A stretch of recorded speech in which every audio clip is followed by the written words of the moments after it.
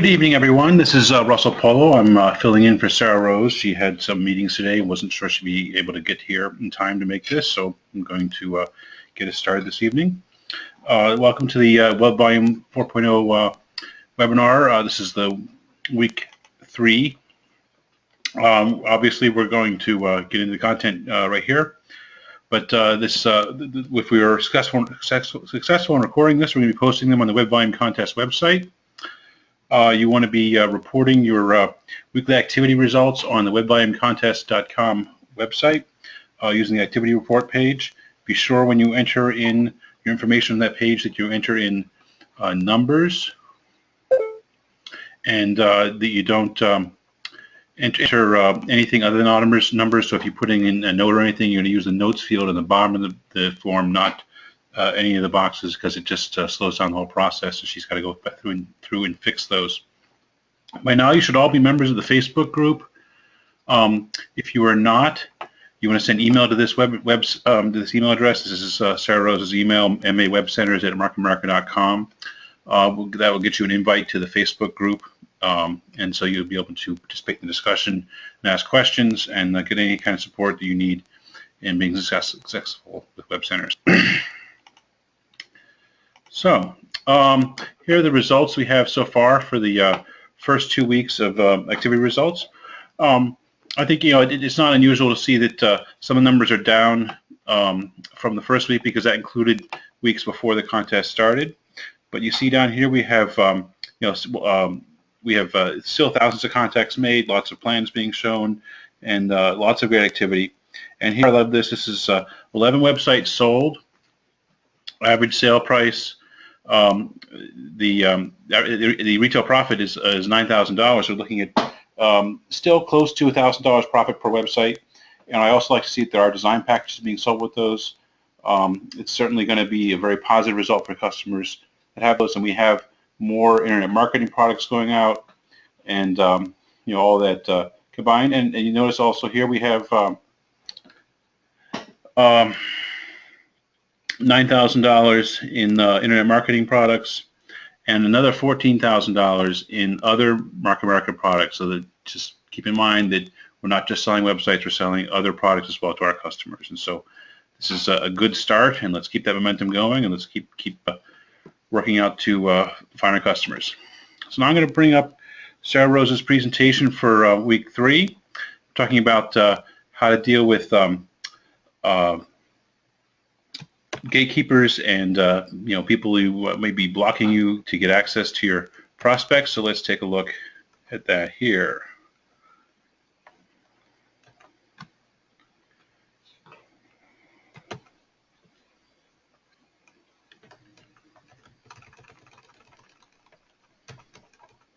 There we go. All right, here we go. Welcome to week 3 of the MA Web Center's 12-week action plan. Many times when we call our prospects, we actually have to talk to somebody else or leave a voicemail before we can talk to the business owner. So this week we'll be discussing how to get to the business owner through other people or other mediums. So what exactly is a gatekeeper? It sounds kind of scary. Well, a gatekeeper is actually a person that's responsible for keeping the decision maker from being bothered by irrelevant callers. So basically, when cold callers call, or people that are trying to sell products or services or other items that the gatekeeper or the business owner doesn't have time to talk about during their business day, the person answering the phone, the secretary, the admin, the manager, or anybody that works at the business, their job is to prevent the decision maker's time from being wasted. And so we call them gatekeepers because you have to get through that gate in order to get to the business owner. Their job is to screen calls from visitors, typically deflecting the ones that they believe are unimportant. So in order to actually reach the business owner or the decision maker, you need to actually demonstrate to that gatekeeper that there's a benefit or a reason that's valid for you to actually talk to that business owner. You must keep in mind that they get anywhere from 10 to 20 solicitations per day. So if you're not different, then you're not going to stand out and they're not going to connect you. You need to be different, you need to be consistent, and you need to be personable. That's probably the most valuable piece of information I can give you, whether it's a voicemail or whether you're talking to a gatekeeper or a GK. Being personable is the best thing that you can be. So Some tips for getting transferred or to be called back. You always want to be friendly, personable in order to be noticed. Remember, the people that you're talking to may not be the business owner, they may not be the decision maker, but they are people too. So if you're friendly and polite, they will be more inclined to help you. It's really important to remember that you need to treat all people with the same level of respect that you would treat the business owner. They're the ones that hold your fate in their hands. They decide whether or not you get connected or whether you get that message that you leave with them. So you have to treat people appropriately. Some things that could really be helpful is to, number one, dump the script. Again, they get 10 to 20 solicitations per day. So if you call sounding like a cold caller or sounding scripted, they don't have time for that, and it's an immediate red flag for them. Just be a person. Be yourself. Have a conversation. Be kind. Learn their names. And when I say learn their names, I mean the gatekeeper. So if you talk to somebody and you get, the business owner's secretary, ask what their name is, write it down, and every single time that you call back, you always refer to that person by his or her name. So if you call and Maureen answers the phone and Maureen's in charge of, paperwork and scheduling and other administrative stuff, and you say, hey, Maureen, it's just Sarah Rose. I called you a couple of weeks ago, and I was looking to talk with your boss, Bob. Is he available today, or is there a good time to call back? When you refer to Maureen by her name, again, she's going to respond very positively to that rather than negatively, or she knows that you're being personable. She knows you remember her, and you stand out that way. Relate to them.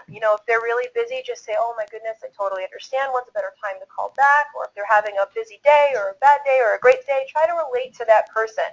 Remember, treat people like people. The fourth thing is always assume that the person that you're talking to is the one that can help you. Don't assume that they are not the one to help you. Oh, can you connect me with the boss or the business owner or this? Sometimes, and a lot of times, small or medium-sized businesses, the business owner or the manager is the one answering the phone. So always assume that they can help. Are you the one to speak to about this? Are you the business owner? Are you the manager? Make them feel important. If they end up saying, actually, no, they're not available, then just ask them what they do. Is there a better time to call back and talk with them or the business owner? Always assume they can help and always make people feel important. Leverage their knowledge, right? So they may not be able to make a decision on whether or not to schedule a website appointment with you, but they sure do know a lot. So ask for their advice. When do you think the best time for me to call back is? Is there a time during the week that's better than others? Is it better to call before or after lunch? What do you think? It also makes them feel valuable. It makes them feel important when you ask for their input and their advice. But also, in addition to making them feel valuable, you're also making it so that when you do follow up and you do actually call that person back, you are calling at a better time that is going to lead you the result that you want. And finally, always stay polite at all costs. Again, these people get 10 to 20 solicitations per day, and so you have to forgive them if they're not excited to hear from someone that isn't a customer of theirs, or isn't, that they may be thinking is just calling to sell them something. So just stay polite, be friendly, learn their names, relate to them, assume they can help, leverage their knowledge. Just be a person, and you'll be able to connect with that gatekeeper and have a better chance of being transferred. So some tips for getting through to the business owner. Stop cold calling. Stop doing that. Make quality contacts. When you call a business, and if that relationship is really small or whether that relationship is really big, your job is to connect, right? The gatekeeper's job is to keep cold callers away. So one way to avoid that rejection is to work with hot leads instead, or quality warm market leads, right? Don't be a cold caller, and then you won't have to worry about the gatekeepers keeping you or shooing you away. One of the first things that I always do when I call somebody and I'm talking to someone is I immediately establish my connection with them right away. So how do I know of them or their owner? Am I a patron of the business? Am I friends? Was it a referral? How do you know them? If you establish the connection right away, you're immediately eliminating the misconception that you're some sort of a cold caller, right? You're establishing a warm in. So the gatekeeper is going to be more likely to talk to you just a little bit longer. Remember, really, really hot leads are the ones that are referrals from somebody inside of a company or inside of the company's network. That is why in week 1 we said working your who do you know that works for a small to medium-sized business, the employee column, is so valuable. So if I call and I establish the warm connection and I say, hey, Terry that works in, this department asked me to give to give so-and-so a call, you're establishing the in, but you're also establishing that you know somebody in their network, and that's even more valuable than any other kind of referral that you can get. Clarity, be short and sweet with voicemails. However, when you're talking with gatekeepers, you have to be very specific, right? You have to give them enough information for them to actually want to transfer you. Remember what their purpose is. When they're talking to you, their purpose is to determine whether or not you should be transferred. So you have to make sure that you give them a reason to transfer you. So be specific. Once you've established that warm connection, let them know exactly why you're calling. They don't have time, and they're not going to transfer anybody that's a vague caller. They're just not going to do it because that's against what their job is right now. So be very specific. Establish that you're not a cold caller, right? How do you know them? Are you also a small business owner in town? Again, are you a patron? Are you a referral? Establish all of those important details. Integrity matters. If they're worried or if you're getting the vibe, let them know, look, I'm not trying to sell you anything. You're not even sure if it's a good fit, which is why you wanted to talk to the decision maker in the first place or the business owner. Ask directly for the owner by name. If you already know the business owner's name, always ask for them by name. Don't just say, can I talk to the decision maker? Or can I talk to the business owner? Ask for the business owner by name. Is Carol available? Because then they assume that you know them or that Carol knows who you are because you're asking for them by name. If you don't know the business owner's name, this is a really good goal of yours for a two-part process, meaning when you're talking to the gatekeeper, ask them what the business owner's name is. So if you're talking to them and you ask to be transferred or you ask to talk to the business owner and they're not available, I would ask two questions. I would firstly ask, well, when is a better time to reach? And secondly, what is his or her name? Because I want to call back the next time during that ideal time that the gatekeeper just told me, and I want to ask for the business owner by name as well. So when I called back, I would do three things. I would refer to the gatekeeper by name. Hi there, Maureen. It's Sarah Rose. How are you? Listen, I'm just giving a call back. You said this was a better time to call. Is Carol available? Right? I called during the ideal time. I leveraged their knowledge. I called the gatekeeper by name, and I asked for the business owner by name. Handling rejection.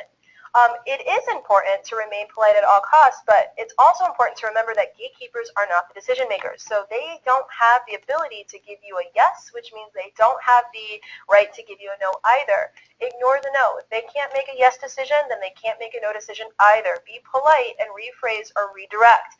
But you want to be persistent. You want to try again. Call back and work harder at establishing a warm connection. If you can't get through that gatekeeper, try calling during off hours, right? Maybe before the gatekeeper is working or after typical business hours. Maybe you call during a lunch hour and try reaching the business owner directly or leaving a voicemail. But just remember to remain consistent and persistent because, again, if a gatekeeper can't give you a yes, they can't give you a no either. Following up. Remember, gatekeepers get 20 solicitations per day, so you want to be different, consistent, and personable. You want to refer to them by name, ask for the decision maker by name, write down when the best time to follow up is, then make sure you actually schedule it and do it. Honor the time that they suggested. Don't just write it down. Make sure you actually book it in your calendar and set a little reminder so that you actually remember to do that follow-up. Constantly add to your notes. Every single time you talk to that gatekeeper, every single time you talk to somebody, write down a few little things that you can relate back to so that when you do call back, the conversation is even more personal, even more friendly, and even more connected. Some voicemail basics. When you leave a voicemail, there's a couple of things that you want to keep in mind. The first one is to create a reason for them to call you back. So maybe pick something that you've identified in your research, drop it in a positive way, or some other warm connection that you may have. Right? So when you're calling, don't just leave a vague message because people aren't going to return that call. Have one specific reason to call you back. Second, use their name in the message before you introduce yourself. So what cold callers do is they call and they say, hi, my name is so-and-so, and I'm calling from XYZ company, and we're the most amazing company, and we're going to do this for you, and blah, blah, blah, blah, blah. And it's a script, right? It's a script all about them, not about the prospect. Reverse it. Use their name in the message before you even introduce yourself. Say your phone number at least twice so they can write it down accurately. I always say it in the beginning, and I always say it at the end, or I at least repeat myself at the end. Never state that you will call them back. Otherwise, they're not going to call you back at all. They're just going to wait for you to try again. So ask them to call you back at a specific time. Keep in mind that the best time to call someone and actually reach them and not have to leave a voicemail at all are between 7 a.m. and 8 a.m. or 4:30 p.m. and 6:30 p.m.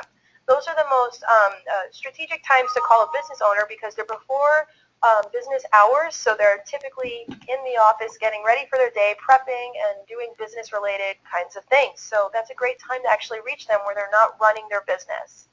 Make sure you keep time zones in mind when you're following time recommendations, by the way. And always remember that your voicemail should be short, sweet, and to the point. Nothing longer than 15 seconds. Minute-long voicemails are a thing of the past. People don't have that kind of attention span anymore. So keep it short, sweet. Don't sell anything. Be different. Create a reason for them to call you back. Say their name. Make it about them and be personable. So the exercise of the week is to really practice two different kinds of voicemails. The first one is the kind of voicemail or message that you would leave with a prospect that you actually know really well. So you would open with a friendly hello, you would use their name and let them know why you're calling, ask them to call you back at a specific time, and leave your contact information twice. So you would say something like, hi, how you doing, Bob? It's Sarah Rose, and missed you. Listen, we haven't talked in forever. Since the blah, blah, blah. Listen, I was calling you because I was running across your website and I was looking for your menu items, but I wasn't sure if it was up to date. Can you give me a call back today? I'm going to be around from 5 to 7.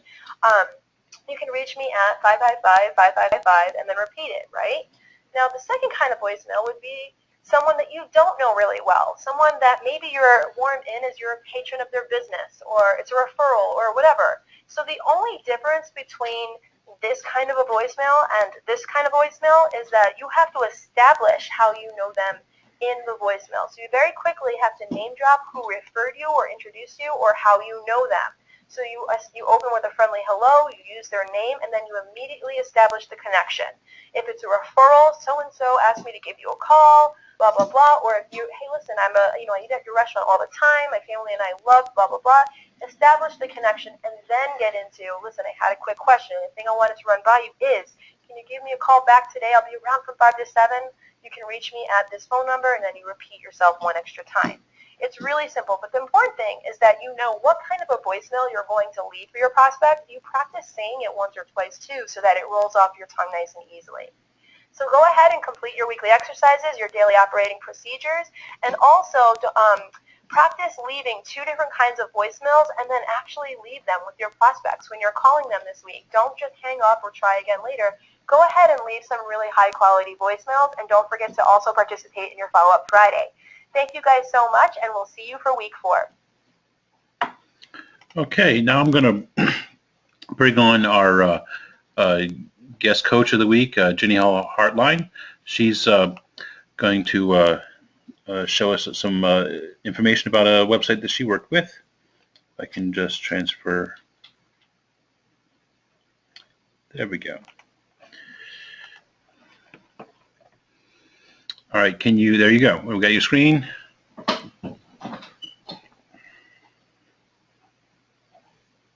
Are you speaking? Hi, everybody. There you are. Good. Can you hear me? Yes. Yep. Go ahead. This is Jenny. Hi, everyone. I hope you're having a nice evening. That was a great training there by Sarah. I'm on tonight to help share a customer of mine, which is a nonprofit organization. We call them NPOs, and I'm going to walk through a little bit of the process, how I met them and how we set up an appointment, and the development of the site through, I guess, the launch. And if I have missed anything along the way, just ask me some questions. Of course. Okay. This is the old site that is for a organization called Help Our Military Heroes. Now, we call them HOMH, their acronym. This site was done with some people that I know. I actually know them personally through years of working out at the gym. I know the founders, they're members at the gym, and I've actually been participating with this grassroots organization for their fundraising, doing what they called spin-a-thons. We started out doing in spin classes to raise funds for veterans that had been wounded, most of them coming back from Iraq and Afghanistan, having lost limbs, multiple limbs, most of them, and needing specialized vans to carry on their lives and work again and support their families. It started about 9 years ago. So this was the before image, and it wasn't a bad-looking website, but they were having trouble managing it. Now this is what we ended up creating for them. And how did I approach the client? They had a website that was created by a cousin, someone in the family of one of the founders. And they couldn't make most of their own changes easily, if at all. And the cousin also worked full-time for, I think, a web development company. And he no longer had the time to do any updates for them. They were very frustrated, and the site was out of date. And they were also extending their reach, partnering with other NPOs for similar causes, and they knew that their site needed to be redone. So they had come also to not like parts of it, and they were very frustrated. Now, did you know this before you spoke to them? I did, yes. I had been making some noises to them about what I do, and they were aware of that. I think they felt, a familial obligation maybe to stay with this cousin, and I could understand that. It's kind of typical when somebody in a friend or a family helps you out.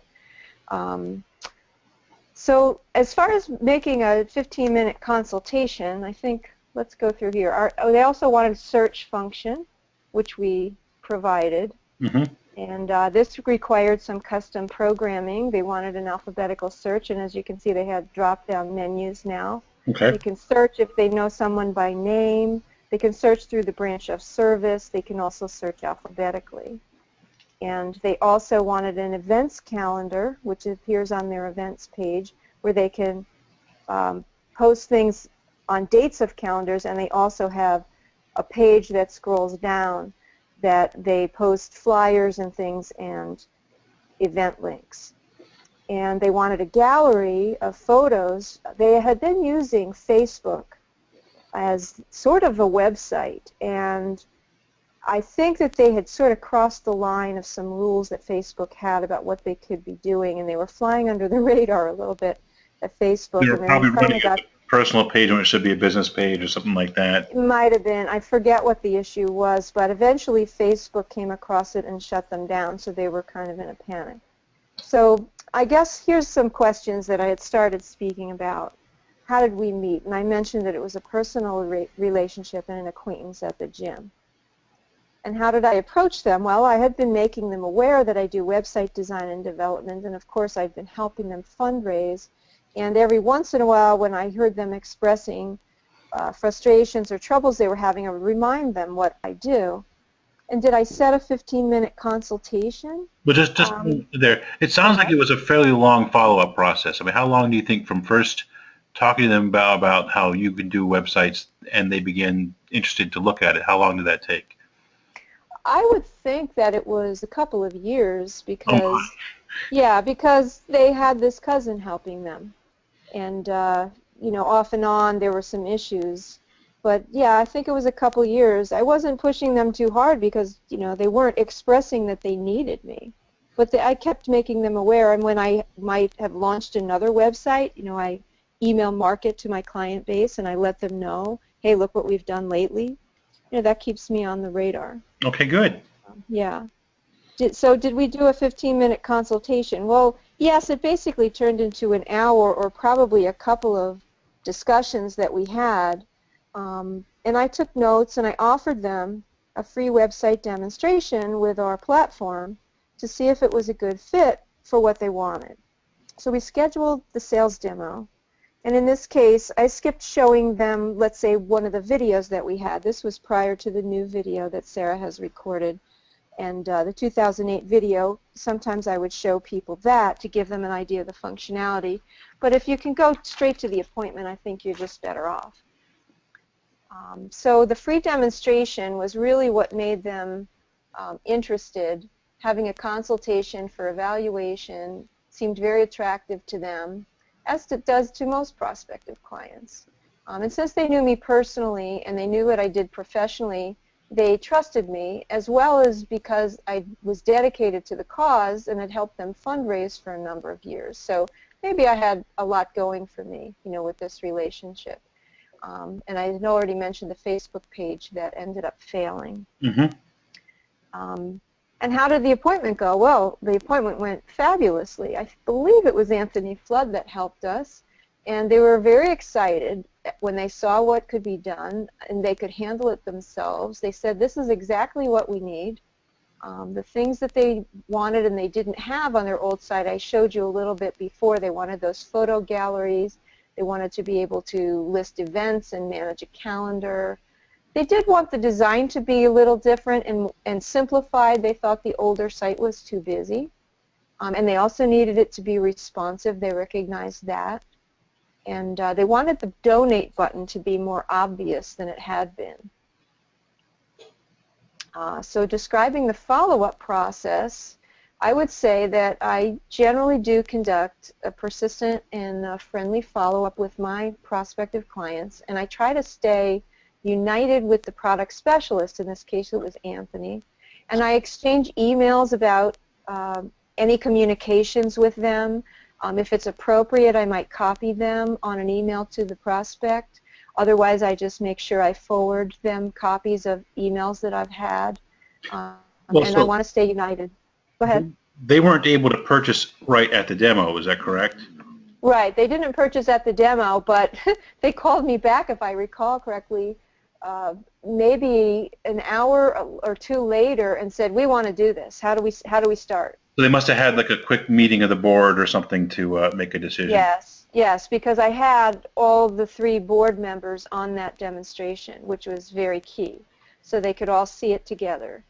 And it just struck the right chords that they wanted. Excellent. Yeah. So as far as, let's see, what made the client ultimately decide to buy? Well, they were no longer going to need a webmaster. They really valued the self-sufficiency. They wanted to be able to handle it themselves.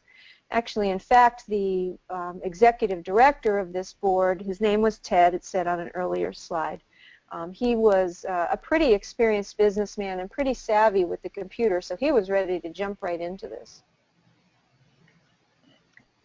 The client's methods for building the site or doing it themselves, I sold them a gold design package, and I worked personally with them. It's equivalent to the professional package now, the new package. Right, I believe so. It was a 10-page package. That's the professional.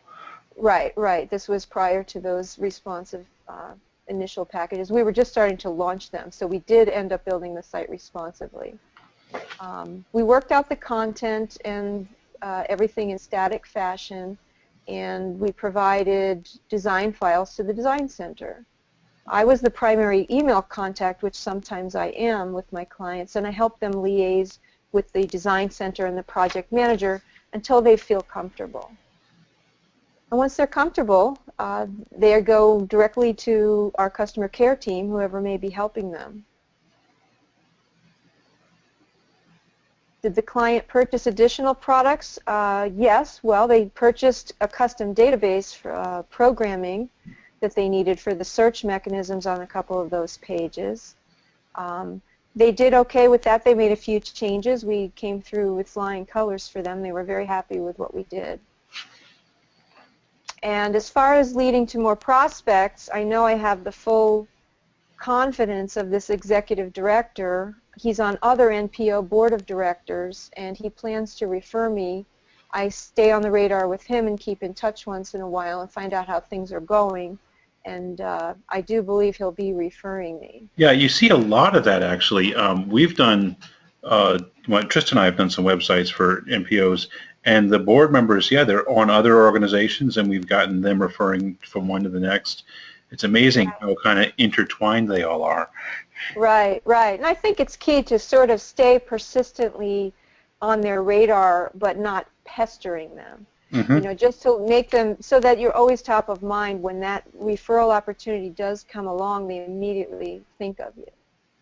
And how did the website improve their business? Well, they were very interested in being able to receive donations 24/7 online. Now, they had been using PayPal on the other account, but I think there were some issues with it. And actually, I recall too, before we launched the site, we were in the final stretch of it all, getting it ready, and their last site, their old site, was a WordPress site, and it got hacked. Oh my God. Oh my Yeah, God. and they called me, and they were in a panic, and we said, okay, we're going to, speed up as fast as we can and get this thing launched. And it's funny when things like that happen, how much more quickly they're able to make their decisions, about things that need to be finished and supplied to us. If I only So had a dime for every time I heard of a WordPress site that got hacked. oh yeah, it's very common. Well, I believe what the statistic that I know is 60% of WordPress sites in the world have been hacked, and most of those will probably be hacked again. So it's very common, it really is, and it can really be troublesome for a business depending on your business and how often people are visiting that website. You could really be shooting yourself in the foot, if you're hacked. Yeah. So I think that's the end of my presentation. If you have any other questions, be happy to answer. Let's see. How do I get my screen back? Mm-hmm. There we go.